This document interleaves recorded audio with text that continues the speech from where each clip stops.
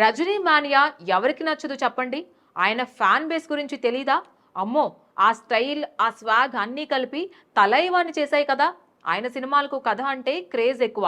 ఇక ఇప్పుడు కూలీ సినిమాతో మళ్ళీ ప్రేక్షకులను అలరించడానికి సిద్ధమైపోయారు మన రజనీకాంత్. ఈ సినిమాకి డైరెక్టర్ ఎవరో తెలుసా? లోకేష్ కనకరాజ్. మాస్టర్, విక్రమ్ వంటి సూపర్ హిట్లు ఇచ్చిన మాస్ మాస్టర్. ఈ ఇద్దరి కాంబినేషన్ అంటేనే సినిమా విడుదల కంటే ముందే ఊపు వచ్చేస్తోంది. ఇంకా పూర్తి టీజర్ ట్రైలర్ కూడా రాలేదు, కానీ ఒక్క గ్లిమ్స్ మాత్రమే వచ్చిందిగా. అందులో రజనీ ఓ బీచ్ లో గోల్డ్ చైన్ తో, బీట్స్ తో, మాస్ లుక్స్ తో కనిపించారు. ఆ ఒక్క సీన్ తోనే సోషల్ మీడియా మొత్తం కూలీ హవాగా మొదలైపోయింది. ఇండస్ట్రీ సమాచారం ప్రకారం కూలీ సినిమా ప్రీ రిలీజ్ బిజినెస్ అంటే సినిమా విడుదల కన్నా ముందే జరిగిన డీల్స్ మొత్తం 500 కోట్లకి పైగా జరిగిందట.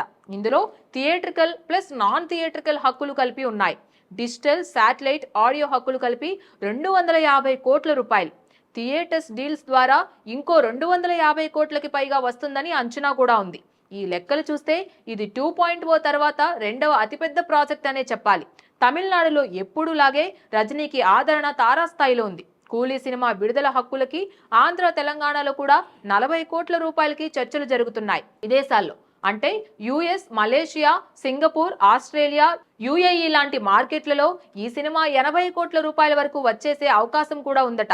అంతేకాదు, నార్త్ ఇండియాలో హిందీ డబ్ వర్షన్ ద్వారా 50 కోట్ల రూపాయలకు పైగా అంచనా ఉంది. మన అనిరుద్ రవిచందర్ ఇప్పటికే గ్లిమ్స్ లో ప్లే అయిన బ్యాక్గ్రౌండ్ స్కోర్ తోనే ఫ్యాన్స్ ని పిచ్చెక్కిపోయేలా చేశాడు.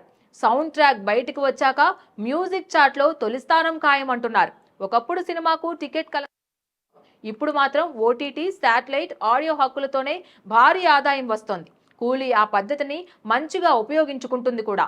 దీని ప్రీ రిలీజ్ డీల్స్ చూసి టాలీవుడ్ అలాగే బాలీవుడ్ నిర్మాతలు కూడా ఆశ్చర్యపోతున్నారు.